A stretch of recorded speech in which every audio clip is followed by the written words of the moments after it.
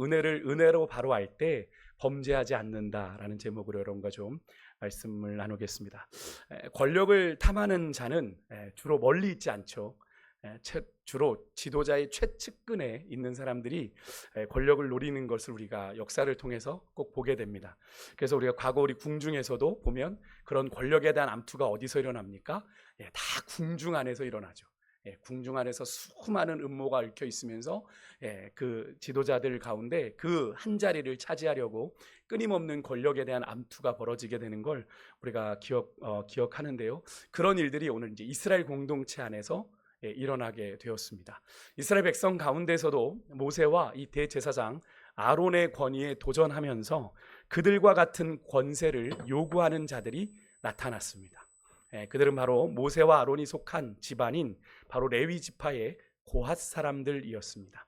여러분, 당시에 레위 지파에는 몇 개의 자손이 있죠? 고핫, 게르손, 무라리라고 하는 세 자손이 있습니다.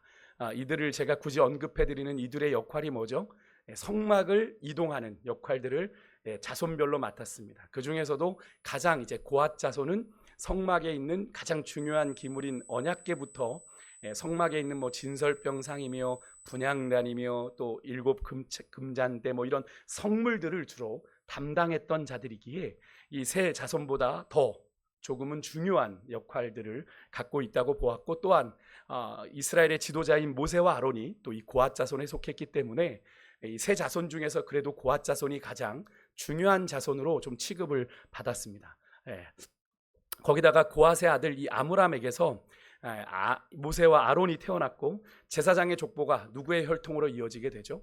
아론의 혈통으로 이어지게 되기 때문에 고핫 자손은 이스라엘 백성 중에서도 또 레위 지파 가운데서도 가장 중요한 자손으로 취급을 받았는데, 하지만 오늘 반역을 주도한 이 고라가 또 고핫 자손이에요. 고핫의 아들, 다른 아들 이스할이 낳은 아들인데요, 고핫 후손이지만 제사장 가문에는 들지 못한 비제사장 가문에 속한 사람입니다. 같은 고핫인데 왜 아론만이냐라는 생각을 품을 만한 그런 위치에 있는 사람이죠. 그런 고핫 자손 가운데 이 고라가 르우벤 지파, 르우벤은 이스라엘 12지파 가운데 누구죠? 가장 장자이죠, 장자. 그죠? 근데 그 장자권을 왜 뺏겼어요, 르우벤이? 아버지의 첩과 함께 동침한 까닭에 장자권을 빼앗깁니다. 그래서 이 르우벤 지파가 장자권을 요셉에게 빼앗겨서 요셉의 두 아들이 이스라엘 12지파로 므낫세, 에브라임이 들어오게 되죠. 그리고 실제적인 이제 그 군사적인 지도력은 유다에게 넘어가게 되고요. 이 르우벤 지파에, 그런 르우벤 지파에게는 늘 아픔이 있어요. 그죠? 우리가 그래도 장자였던 지파인데 우리가 이런 신세를, 이런 취급을 받아야 되나? 그래서 그 르우벤 지파의 다단, 아비람, 온이라고 하는 사람이 이제 이 고라의 뜻에 합쳐서 또 온 이제 이 이스라엘 지파 가운데 지휘관들인 250명과 함께 모세를 대적하여 일어나게 됩니다. 아마도 고라는 자신이 고핫 자손인데 그래도 자기 혈통에 대한 자부심이 좀 있지 않겠습니까? 성막에 성물을 옮기는 자들이다. 그러니까 뭐 옆에 있는 자기와 같은 집안 사람인 모세와 아론의 역할을 나도 할 수 있다라는 생각을 했던 것 같고요. 아까도 말씀했지만 다단과 아비람, 온은 장자인 르우벤 지파에 속해서 자기들이 이스라엘의 진정한 장자 지파다. 이제는 좀 우리의 권리를 좀 찾아야 되겠다라고 생각한 것 아닌가 싶습니다. 그래도 이 고핫이나 르우벤 모두 이스라엘 안에서 나름 주어진 위치와 역할이 있는데 이들이 그것에 만족하지 못하는 그 마음이 이 불행의, 이 안타까운 불행의 씨앗이 되고 마는데요. 거기다가 이스라엘 안에서 지금 백성들의 지지를 받고 그래도 이름이 있는 지휘관 250명이 포섭이 됩니다. 그러니까 그들이 같은 마음을 품고 이제 대적을 하게 되는데, 모세를, 이들은 2절에 나오는 걸 보니까 명성이 있었어요. 또 백성들의 신임을 얻어 선택된 자들이었기 때문에 아마도 이 250명의 이 지휘관들은 단순히 250명 이상의 역할을 했을 거라 생각이 됩니다. 백성들의 지지를 받는 인물들이고 또 관심을 얻었기 때문에 더할 나위 없이, 그래서 이들을 자신들의 사람들로 포섭했다라고 하는 건 이 고라 자손이 단순히 250명의 지지를 얻는 것뿐 아니라 그 250명을 선택하고 지지했던 수많은 사람들의 지지를 받는다라고 볼 수 있는 그런 장면이죠.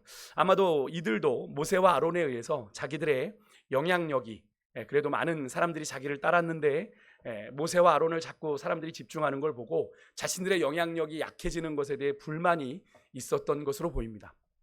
그렇다면 이들이 모세와 아론에 대해서 주장한 것이 무엇입니까? 오늘 3절에 보니까 이들이 모세와 아론을 향해 이 한마디로 공격합니다. 너희가 분수에 지나치다.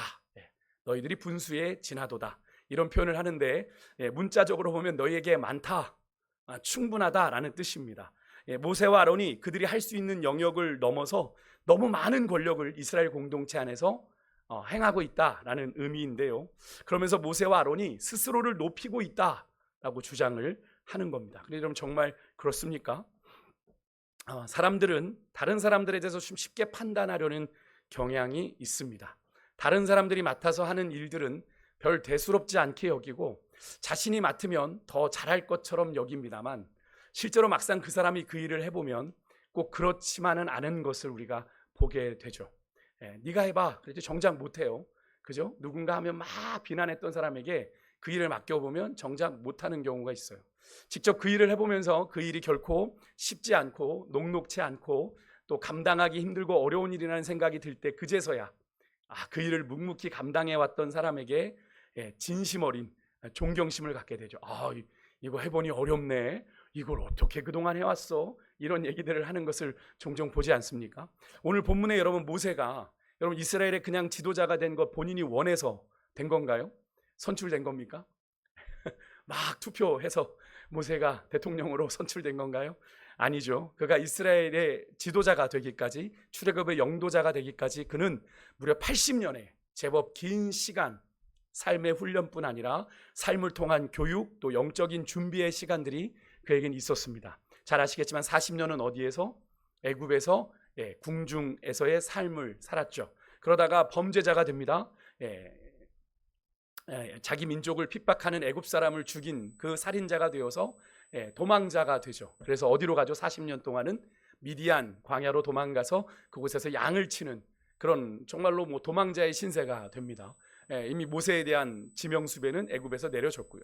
그 40년의 미디안 광야의 시간은 여러분 광야라는 표현에서도 이미 알 수가 있지만 철저하게 애굽과는 천양지 차이의 현장이죠. 그곳에서 모세는 철저하게 낮아짐을 경험하게 됩니다. 하나님이 모세를 출애굽의 영도자로 그 광야에서 훈련시키는 40년의 시간을 훈련받게 되죠. 그럼에도 불구하고 하나님께서 떨기나무에서 모세를 부르셨을 때 모세가 부르심에 머뭇거리게 되니까 결국엔 하나님께서 어떻게 하십니까? 아론을 붙여, 너의 영 아론을 붙여 이스라엘의 지도자로 삼으신 것을 여러분들이 잘 아실 거예요. 고로 모세가 지금 서 있는 자리는 모세가 인간적인 욕심을 가지고 아둥바둥 올라가 있는 자리가 아니라 하나님이 부르셔서 세운 자리죠. 하나님이 부르셔서 세운 자리입니다.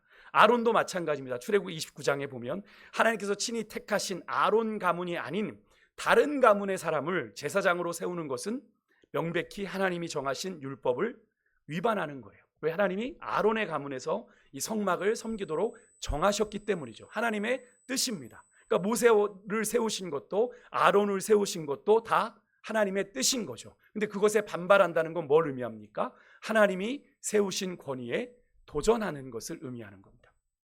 하지만 주변 사람들은 이 모세를 실패한 지도자로 여겼습니다. 아마도 우리가 앞에 14장에서 이스라엘이 잘 약속의 땅을 향해 전진해 가고 있다가 어떻게 됐죠? 다시 광야로 들어가는 시간이 있었습니다. 다시 광야로 방향을 돌리게 된 것을 누구의 책임으로 삼고 있는 거예요? 모세, 네 탓이야. 네가 지도자로 잘 이끌었으면 약속의 땅까지 잘 갈 수 있었을 걸. 너 때문에 네가 제대로 못해서 돌아가게 된 것 아니야? 이렇게 책임을 돌리고 있는 거죠. 근데 여러분 이게 올바른 판단입니까? 아니죠. 우리가 계속 앞에 내용들을 살펴왔으니까 여러분들이 잘 아실 겁니다. 지금 이스라엘이 약속의 땅을 진짜 목전에 두고 가나안 땅을 향한 여정을 뒤로 하고 다시 광야로 들어가게 된 것 누구의 잘못입니까? 누구의 잘못입니까? 사실 백성들의 끊임없는 원망과 불평에 따른 불순종으로 인해서 일어난 일들이죠. 자신들이 불순종한 까닭에 지금 광야에서 유리방황하다 죽게 된 건데 그것도 사실 당장 하나님이 죽이시겠다고 하는 거 모세가 말리고 말려서 지금 그나마 이러고 살고 있는 건데 이들은 그것을 모두 누구의 탓으로 돌려요? 지도자 모세가 무능한 탓이다라고 생각을 했던 겁니다. 그러니까 고라를 비롯한 몇 사람이 앞장서 모세에게 반기를 드니까 그동안에 좀 모세와 아론에 대해서 불만을 가지고 있었던 지휘관 250명까지도 따라 나선 겁니다. 우리도 같이 하겠소, 이제 따라 나선 겁니다. 하지만 그들은 중요한 사실을 간과했습니다. 조금 전에도 말씀을 드렸지만 모세가 하나님의 부르심으로 이스라엘의 지도자가 되기까지 하나님이 어떻게 그의 인생 가운데 역사하셨는지를 간과했습니다. 그런 모세를 지도자로 삼으신 하나님의 선택을 무시한 거죠. 그죠? 하나님이 택하여 세우셨는데, 그리고 3절에 나오는 것처럼 자신들이 더 잘할 수 있다고 자신했습니다. 자신들이 하면 더 잘할 수 있다고 자신해. 3절에 보십시오. 그들이 이런 표현을 씁니다. 회중이 다 각각 거룩하고 여호와께서 그들 중에도 계시거늘, 이란 말은 뭘 의미합니까? 회중을 전면에 내세우긴 했습니다만 다수의 회중 뒤에 숨어서 자신들의 높아지고 싶은, 그죠? 이 고라와 이 사람들의 높아지고 싶은 교만의 발톱을 교묘히 숨기고 자신들의 욕심을 드러내고 있는 아주 야비한 모습을 우리가 볼 수 있죠. 회중을 언급했지만 그 뒤에 숨어서, 사실 회중이 그런 말을 한 것 아니지 않습니까? 자기들이 한 거예요. 고라와 다단과 아비답과 온이 한 거잖아요. 그런데 자기들은 뒤에 살짝 숨고 회중을 파는 거죠. 결국 회중이 다 거룩하고 여호와께서 그들 중에도 계시다는 말은 뭘 의미합니까? 모세와 아론을 향해서 야, 너희들만 거룩하냐? 너희들만 거룩해? 하나님이 너희들하고만 함께 하시냐? 우리와도 함께 하셔 라는 말이죠. 너무 리얼합니까? 그 뜻입니다. 너희들만 거룩하냐? 하나님이 너희들하고만 함께 하시냐? 야, 회중들 가운데도 함께 하셔. 왜 너희들만 유난이야? 고로 우리들도 너희만큼 못할 게 없다라는 얘기입니다. 우리도 너희만큼 할 수 있어. 여러분, 교만은요, 눈을 가리고 이렇게 하나님을 두려워하지 않게 만듭니다. 그래서 성경이 이 교만을 참 많이 경계하고 있는 걸 여러분 아마 성경을 좀 통독해 보셨다면 알 겁니다. 하나님이 가장 경계하시는 게 교만입니다. 인류의 죄의 시작은 바로 교만입니다. 교만에서 시작되었다는 말씀을 늘 드렸어요. 그렇죠? 사단이, 뱀이 하와에게 뭐라고 그랬어요? 눈이 밝아지면 무엇과 같이 된다? 하나님과 같이 된다는 그 말에, 그죠? 하와의 마음이 움직였단 말입니다. 하나님과 같이 된다는 그 말에 하나님같이 되고 싶어서 그걸 따먹은 거란 말이죠. 여러분, 교만은 죄의 시작이에요. 여러분, 특히 잠언에 보면 교만에 대한 경고의 말씀이 많은데, 그죠? 잠언을 읽다 보시면 교만에 대한 말씀이, 거만함에 대한 말씀이 되게 많은데 왜 그럴까요? 교만은 지혜로운 선택이 아니라는 걸 의미합니다. 단적으로 교만은 지혜로운 선택이 아니다. 교만하면 지혜로울 수 없다라는 걸 의미하는 겁니다. 교만하면. 왜? 잠언이 말하는 지혜가 뭐니까요? 잠언이 말하는 지혜가 뭡니까? 여호와를 경외하는 것이 지혜의 근본이라 말하죠. 그러니까 하나님을 교만하면 지혜로울 수 없는 건 뭘 의미합니까? 하나님을 경외할 수 없다는 말과 같은 말이거든요. 그렇죠? 그러니까 교만하면 지혜로울 수가 없어요, 절대로. 오늘 본문의 고라 자손과 그 일당들의 모습이 딱 그러하지 않습니까? 교만하니까 하나님을 경외하지 않는 겁니다. 그죠? 하나님을 두려워하지 않는 거예요. 모세와 아론을 그들 가운데 세우신 하나님을 경외하지 않으니 그렇게 지금 도전하고 있는 것 아닙니까? 하지만 여러분, 하나님의 역사와 섭리를 믿는다면 그렇게 교만할 수가 없는 거죠. 겸손할 수밖에 없는 건데, 그래서 여러분, 베드로전서 5장 6절에 베드로 사도는 이렇게 말합니다. 여러분 같이 한번 읽어볼까요? 같이 읽겠습니다. 시작. 그러므로 때가 되면 너희를 높이시리라. 아멘. 무슨 말입니까? 하나님의 능하신 손, 즉 하나님의 섭리, 하나님의 역사하심 아래에서 어떻게 해라? 겸손해라. 하나님 앞에 순종해라. 하나님이 작정하신 때가 되면 하나님이 높이신다. 하나님이 길을 여신다. 결국 내 욕심을 따라 스스로 높아지려고 하는 것, 그것은 겸손이 아니라 뭐예요? 교만이고요. 그것은 하나님을 경외하지 않는, 하나님의 뜻을 거스르는 일임을 말씀하고 있는 거죠.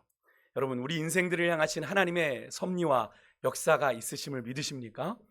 우리가 찬양하는 것처럼 그는 보이지 않아도, 느껴지지 않아도 일하고 계십니다. 믿으십니까? 그 주님은, 그래서 우리 눈에 당장 보이지 않는다고 하나님이 일하지 않는다고 생각하시면 안 됩니다. 광야의 길을, 사막의 강을 만드시는, 이사야 43장의 말씀처럼 웨이메이커, 새 일을 행하시는 분이라는 걸 여러분 믿으실 수 있기를 주의 이름으로 축복합니다. 우리 눈에 당장 길이 보이지 않는다고 여러분 낙심하지 마시고 때가 되면 우리의 눈을 열어 길을 보게 하실 것이고 그 길로 인도하실 주님을 신뢰하시기를 주의 이름으로 축복합니다.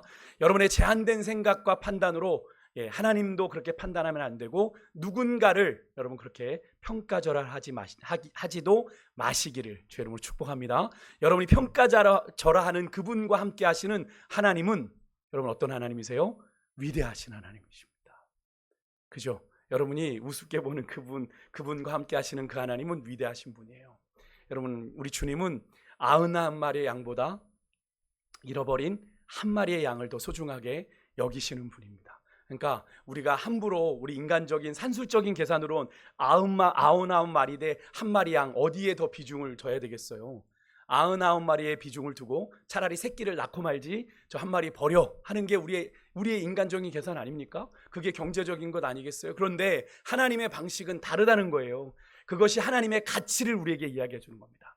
하나님의 가치요. 하나님이 바라보는 가치. 우리가 볼 땐 다수 능력이 있고 좋아 보이고 그래 보이는 99명에게 더 관심이 있는 것 같지만 하나님은 부족한 것 같아 보이는 잃어버린 한 영혼에게 더 관심이 있으시다라는 거죠. 근데 우리가 그 연약해 보이고 부족해 보이는 그 한 사람을 우리가 평가자라 내 기준으로 저런 게 뭘 하겠어라고 하는 그런 것, 여러분 그렇게 한다는 건 여러분 그분의 인생 가운데 함께하고 계시는 하나님을 그렇게 평가하는 것이라는 걸 여러분 기억하시고 여러분 절대로 그렇게 하시면 안 됩니다. 어떤 역사를 그분의 인생 가운데 여러분 하나님이 어떻게 이루실지 우리는 다 모르는 건 아니에요.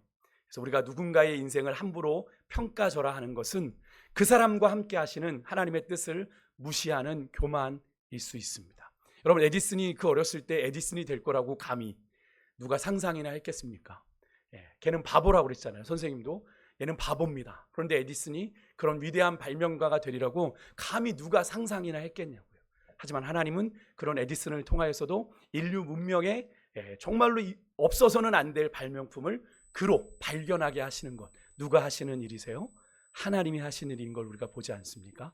여러분 그래서 우리가 누군가를 나의 제한된 생각과 판단으로 누군가를 평가절하는 그런 실수하지 않으실 수 있기를 바랍니다. 다시 본문으로 와서 모세가 그렇게 이제 고라자손 자기를 향해 그렇게 덤비고 도전하는 고라자손과 무리들의 반란에 어떻게 반응하는지 볼까요?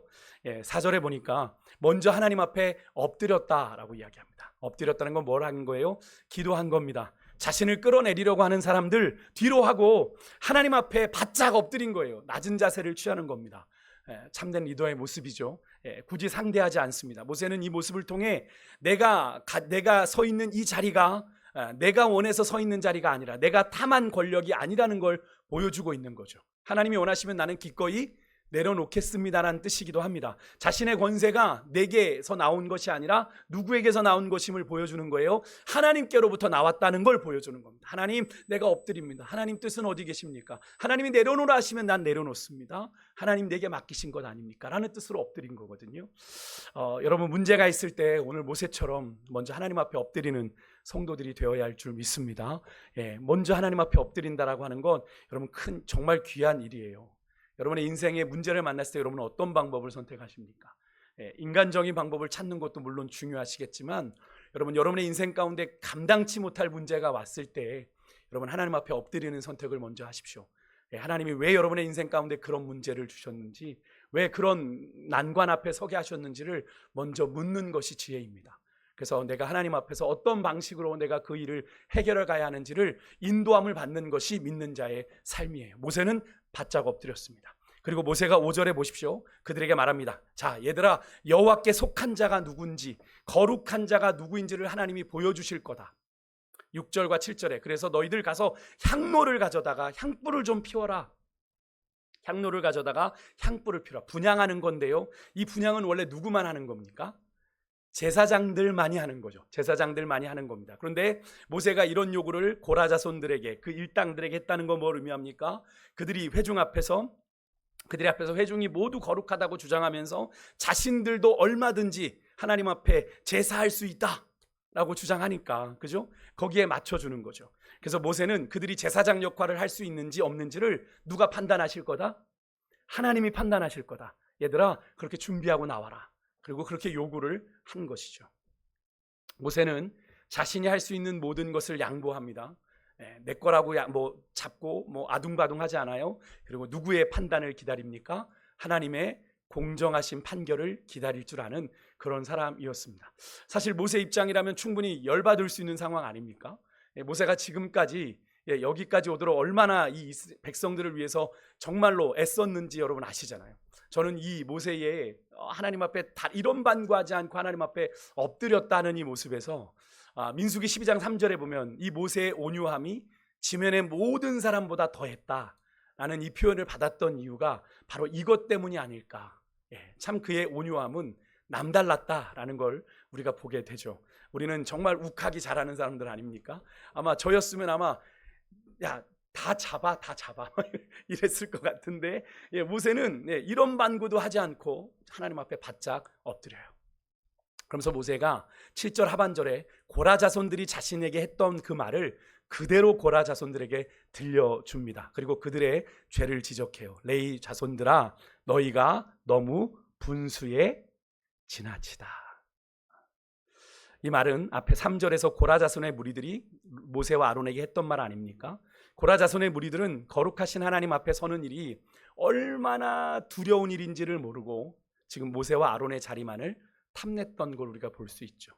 지도자들이 지고 있는 무거운 책임, 그것은 이해하지 못하면서 그들이 누리는 것만 부러워하고 그 역할을 자기들도 할 수 있다고 쉽게 생각하는 사람들이 있는데 오늘 본문의 고라 자손들이 바로 그런 자들이었습니다. 참 안타깝죠. 어리석기도 하고. 사실 책임을 지는 지도자의 자리는 되게 고독하고 외로운 자리입니다. 그 자리에 있어 보지 않고는 그 지도자의 입장과 고충을 다 이해할 수 없는 것인데 그건 그저 그냥 겉으로 보여지는 그 지도자를 향한 스포트라이트, 또 그가 그 자리에서 누리는 것들만 보고 그 자리를 너무 쉽게 생각하는 고라 자손들, 모세와 아론이 막 받는 그 걸어다니면서 막 수많은 사람들이 모세시여 뭐 아론이요 뭐 이렇게 하는 것에만 보고 그것만 너무 쉽게 생각하고 있는 이 고라 자손들, 모세가 얼마나 하나님 앞에서 여러분 이 출애굽의 지도자로서 책임을 다하기 위해서 몸부림쳐 왔는지를 여러분 알았다면, 모세는 자신의 이름이 생명책에서 지워지기까지 그죠? 구하면서 이스라엘 백성을 좀 살려달라고 하나님 앞에 간구했던, 그죠? 하나님의 진노를 돌이켰던 그런 지도자 아닙니까? 그것도 벌써 2번이나요. 모세가 서 있는 이 자리가 그렇게 내 생명을 드리는 각오 없이는 갈 수 없는 자리라는 사실을 이 고라 자손들이 알았더라면 감히 이런 생각하지 못했을 텐데, 그러니까 그들이 보이는 건 뭐예요? 수많은 백성들에게 존경과 찬사를 받는 모세와 아론을 보니 그들은 그저 그 자리가 탐났던 겁니다. 고라 자손들의 무리는 어리석게도 그 내면의 그 사실들을 모르고 이 엄청난 자리를 탐냈던 건데요. 그렇다고 이 고라 자손들이 가진 지위가 여러분 그렇다면 별로 보잘것 없었을까요? 그냥 저기 여기 핫바지 자리에 있는 그런 사람들이었을까요? 그렇지 않습니다. 여러분 모세가 그들을 향해 이런 말했죠. 너희가 분수의 레위 자손이여 너희가 분수에 지나치다 라고 했던 말, 여러분 앞에서도 말씀드렸지만 이 말은 무슨 뜻이라고 그랬죠? 너희들이 가진 자리가 충분해, 너희들이 가진 권력이 많아 라는 말이라고 그랬어요. 이 말은 고라 자손이 이스라엘 공동체 안에서 이미 많은 것을 레위 자손으로서 가지고 있다라는 의미입니다. 그런데도 불구하고 더 가지고 싶은 거죠. 더 높아지고 싶은 욕심에 사로잡혀 이런 일을 벌이게 된 겁니다. 충분히 가진 것이 있는데, 충분히 누릴 권력이 있고 힘이 있는데 더 누리고 싶은 거죠. 모세처럼 높아지고 싶은 욕심이 생기니까 이런 말도 안 되는 일을 벌이게 된 건데요. 고라 자손이 속한 레위 자손, 아까 제가 서두에도 말씀드렸지만 하나님의 거룩한 일을 위해 부름받은 사람들입니다. 그들 중에서도 아까 말씀드렸지만 고핫 자손은 다른 게르손이나 무라리는 성막에 이렇게 천이나 아니면 밖에 이렇게 울타리 같은 거를 돌보는 사람이었다면, 이 고핫 자손은 이 성막에 정말 알토란 같은 언약궤, 분향단, 진설병상 이런 아주 성물들만, 거룩한 성물들만 다루었던 그런 자손입니다. 9절에 보시면 모세가 그들을 향해 너희에게 작은 일이겠느냐, 하나님을 그렇게 가까이서 그 성물들을 다룬다는 건 그들이 어디를 들어간다는 겁니까? 성소 깊숙이, 그죠? 제사장들도 1년에 한 번, 대제사장이 한 번 들어가는 지성소에도 언약궤를 메는 자들은 들어가잖아요. 그렇지 않습니까? 성막이 이동할 때마다 그 거룩한 장소까지 나아가는 것, 얼마나 놀라운 영적인 특권입니까?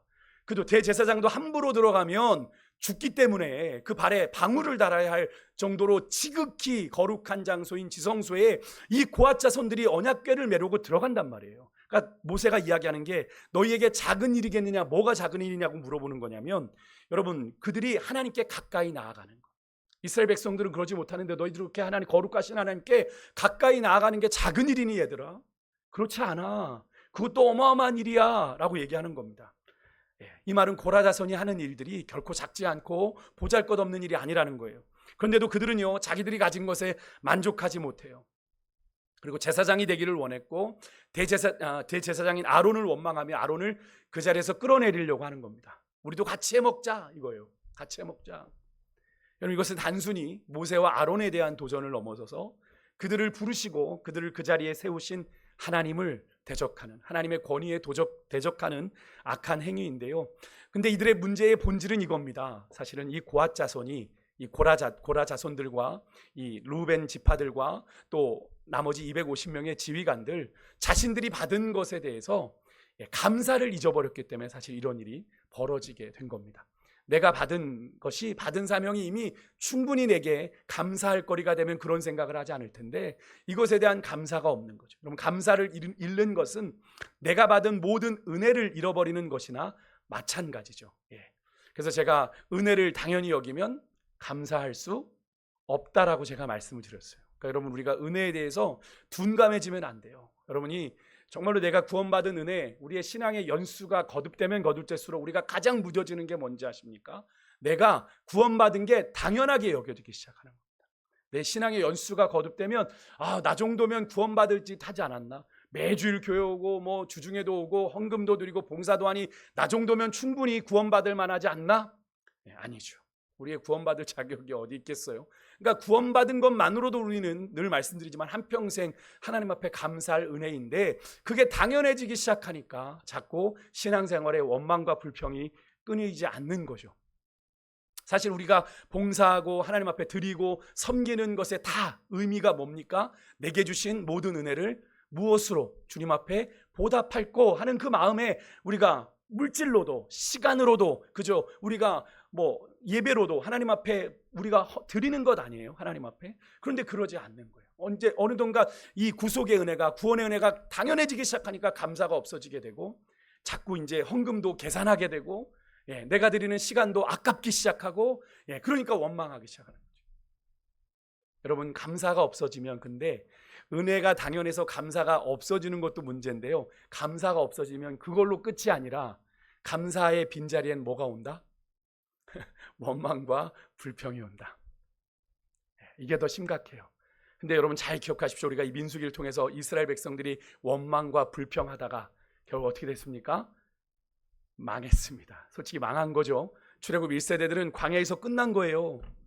그들의 목표는 약속의 땅까지 가는 건데 원망과 불평하다가 결국 그들의 목적을 이루지 못하고 도중하차한 거 아닙니까? 여러분, 결국 그 인생은 원망과 불평하는 인생으로 전락해 하나님이 주시는 그 감사로 이루는 그 사명을 온전히 감내하지 못합니다. 여러분, 하나님의 사랑을 받고 주의 나라를 위해 큰 일을 할 수 있는 사람은요, 무엇보다도 감사하고 자족할 수 있는 사람인 줄 믿습니다. 자족한다는 건 하나님을 향한 전적인 믿음이 있을 때 가능한 삶이에요. 베드로도 그런 고백을 했죠. 내게 능력 주시는 자 안에서 내가 모든 것을 할 수 있다. 이것은 내가 I can do everything 이라고 하니까 내가 슈퍼맨이 된다는 의미가 아니라는 말씀을 늘 드렸어요. 내가 풍부해도 내가 빈곤에도 처할 줄 아는 일체의 인생의 비결을 내가 배워 내가 어디 있든지 간에 나는 주의 사명을 감당할 수 있는 존재가 됐다. 근데 그런 고백을 사도 바울보다 먼저 했던 사람이 있습니다. 제가 종종 인용하는데 잠언 30장 7절에서 9절 아굴이라는 사람의 기도를 여러분과 좀 나누고 싶어요. 하나님 은혜로 충분한 자족의 삶을 그가 구합니다. 하나님을 향한 전적인 신뢰가 없으면 드릴 수 없는 기도인데, 여러분 같이 한번 좀 읽어볼게요. 같이 읽습니다. 시작. 내가 두 가지 일을 주께 구하였사오니 곧 헛된 것과 거짓말을 내게서 멀리 하옵시며 가난하게도 마옵시고 부하게도 마옵시고 오직 필요한 양식으로 나를 먹이시옵소서. 혹 내가 배불러서 하나님을 모른다 여호와가 누구냐 할까 하오며 혹 내가 가난하여 도둑질하고 내 하나님의 이름을 욕되게 할까 두려워함이니이다. 아멘. 가난하게도 마시고 부하게도 마십시오. 오직 필요한 양식만 주님 나로 먹여주십시오. 여러분, 일용할 양식을 구하라고 가르쳐 주셨던 예수님의 기도, 주님이 가르쳐 주신 기도의 내용과 맥락이 같죠. 인간이 가진, 저는 이 아굴의 기도가 더 좀 은혜로 다가오는 건 모르겠어요. 저의 개인적인 고백이기도 하면 인간이 가진 물질에 대한 얄팍한 그런 마음들을 보여주고 있지 않습니까? 저도 목사지만 느끼거든요. 조금 여유로워지면 마음이 달라지는 걸 느낍니다. 물질에 대한 우리 한계, 인간이 가진 한계예요. 조금 배불러지고 살만해지면 어떡합니까? 자꾸 하나님이 잘 안 보이죠. 하나님이 잘 안 보입니다. 이걸 어떻게 써야 되나, 이걸 어떻게 누려야 되나라는 생각에 자꾸 하나님보다 내가 그것을 더 누리는 것에 앞장서게 되는 걸 경험하게 되죠. 인간의 교만한 성정, 또 가난하면, 여기서 가난하다는 건 그냥 일반적으로 가난한 게 아니라 극심하게 가난하면 결국에는 굶다가 못해 물불 안 가리고 장발장처럼 그죠? 숨치는 일들을 하게 되잖아요. 그것으로 인해 하나님, 내가 하나님을 욕되게 하지 않도록 하나님 나를 가난하게도 마시고 부하게도 마시고 내 인생 가운데 필요한 양식을 채워주십시오라고 아굴은 기도했다라는 것. 인간의 연약한 성정, 물질 앞에 넘어지고 좌절할 수밖에 없는 인간의 연약한 성정을 이 지혜서인 잠언의 이 아굴이란 사람은 지혜자였는지 모르지만 분명히 인생 가운데 깨닫고 그런 기도를 하나님 앞에 드리고 있다라고 하는 것. 이 아굴의 기도는 우리 사람들에게 자족하는 삶이, 주님 안에서 자족하는 은혜가 무엇인지를 분명히 가르쳐 주면서 우리 믿음의 사람들이 하나님께 구해야 하는 진정한 복이 무엇인지를 정확하게 가르쳐 줍니다. 하나님께서 그런 말씀 제가 종종 드렸잖아요. 하나님께서 복을 쌓을 곳이 없도록 넘치도록 부어주시는 그 시작은 여러분, 하나님께서 우리에게 그것을 감당할 만할 때 주시는 거예요. 우리가 그런 얘기하죠. 제가 종종 말씀드렸지만 하나님 복을 줘 보세요. 내가 하나님 앞에 그렇게 못 사나. 그런데 제가 말씀드렸잖아요. 많은 절대 다수가 다 그 복에 하나님을 떠나는 것을, 하나님을 잃어버리는 것을 저는 많이 보았습니다. 인간이 그렇게 물질 앞에 연약하더라고요. 그분들을 제가 비난하는 게 아니라, 그래서 물질에 대한 건 하나님 앞에서 작은 것부터 하나님 앞에 헌신해야 됩니다. 내가 하나님의 것을 구별해 드리고 하나님 앞에 헌신한 것들을 보일 때 하나님이 믿을 만해야. 제가 아이들에게 용돈을 주더라도 이 아이가 제가 1,000원에서 10,000원을 줄 때도 제가 주영한테 그랬더니 1,000원을 잘 쓰는 걸 보면 10,000원을 맡기는 거고, 또 10,000원을 잘 쓰면 거기에서 또 10만 원을 맡기는 거겠죠. 그런 건 아니에요. 부모도 그죠? 아이가 이 10,000원을 10만 원을 잘 핸들해서 쓰는 것을 볼 때 더 많은 것을 믿고 맡기는 것처럼 하나님 또한 우리가 그것을 맡겨주셨을 때 우리가 그것으로 인해 하나님을 잊어버리지 않고 믿음의 중심을 잡고 잘 나아가면, 그래서 그것을 가지고 하나님의 나라와 복음을 위해 사용하면 하나님께서 더 많은 것을 부어주시겠죠. 근데 그렇지 않으면 하나님이 허락하시지 않는 것.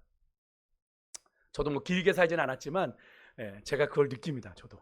그래서 하나님이 가끔 제가 우스갯소리로 그런 농담을 저희 이제 해요. 주변의 사람들한테. 하나님이 저에게 이렇게 좀 이만큼만 딱 주셨으면 좋겠다. 그런데 그러면서 푼득 제가 드는 생각이, 자신 있어? 라고 제가 스스로에게 묻습니다. 하나님이 그렇게 내게 맡기셔도 박 목사, 너 목회 열심히 할 자신 있어? 딱 질문을 제가 던지고 제가 스스로 대답합니다. 모르겠는데. 그런 생각이 언뜻 드는 거예요. 목사지만 제 스스로에게 제가 질문을 던져보니 그런 말이 들더라고요. 여러분, 하나님께서는 맡길 만한 사람에게 맡기시겠죠. 그죠? 맡길 만한 사람에게 그것을 맡기시는 겁니다. 여러분, 정말로 그런데 가장 좋은 건 하나님이 필요한 것들을 때를 따라 공급해 주시는 가운데 자족하는 은혜를 누리는 게 가장 은혜이지 않을까 하는 그런 생각도 해보게 되는데요. 여러분, 혹시 하나님이 여러분의 인생 가운데 막 풍성함보다 딱 그 쓸 만큼만 자꾸 주신다, 그러면 하나님이 우리를 그렇게 자족하는 은혜로 여러분들을 그렇게 딱 필요한 만큼만 모자르지 않게 주신다는 건 딱 그만큼의 은혜를 누리며 하나님만 바라봐라 라고 하시는 거라고 깨달으시면 돼요. 그래서 거기서 조금 더 믿음이 이제 좀 믿을만해지면 하나님이 더 부어주시기도 하겠지만, 하나님이 그때마다 필요에 따라 때를 따라 이렇게 공급해 주시는 은혜가 있다. 내가 지금 여기 정도까지구나 이렇게 생각하시면 돼요. 여러분, 오늘 우리가 함께 아까 불렀죠. 받은 복을 세워보아라. 찬송처럼 우리가 지금 누리고 있는 복이 얼마나 크고 놀라운 복인지를 깨닫고 그것에 먼저 우리가 온전히 감사할 때 오늘 우리가 고라자손과 같은 이 무리들이 했던 이 믿음의 이 과오를 우리가 밟지 않게 될 줄 믿습니다. 그들이 감사를 잃어버렸기에 자신들에게 주셨던 그 감사를 이미 주신 그 은혜가 큰데 그것을 잃어버리니 자꾸 욕심이 생기고 다른 것을 보게 되었던 거잖아요. 오늘 모세와 아론을 향한 이 고라자손 무리의 반역은 사실 매우 심각한 죄악입니다. 그들이 반역한 이유를 잘 보세요. 결코 그들이 가진 지위, 그들이 이스라엘 공동체 안에서 가지고 있는 명예가 낮아서가 아닙니다. 더 큰 것을 갖고 싶은 욕심 때문이었습니다. 욕심 때문이었어요. 반면에 그 긴박한 상황에서 모세는 힘 대 힘으로 부딪히지 않고 하나님께 바짝 엎드려 기도하는 이 모세의 모습이 저는 개인적으로 참 도전이 되었는데요.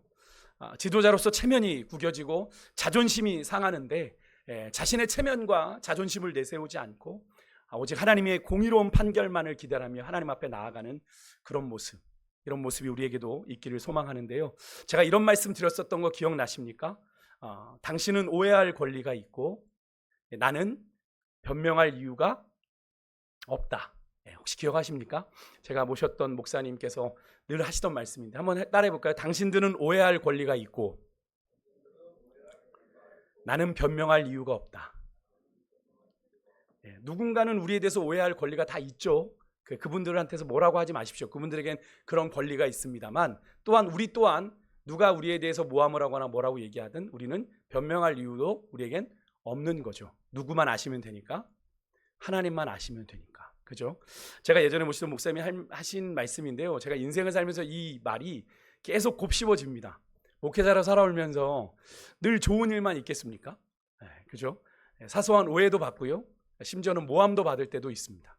근데 저는 그때마다 늘 이 말을 제가 되뇌었던 것 같아요.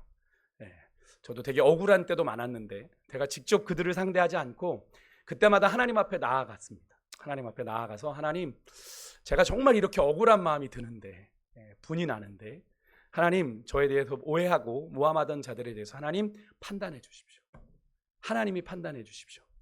그렇게 기도했던 기억을 나고요. 하나님께서 그 기도에 응답해 주셔서 하나님이 판단해 주셨던 걸 저는 많이 경험했어요.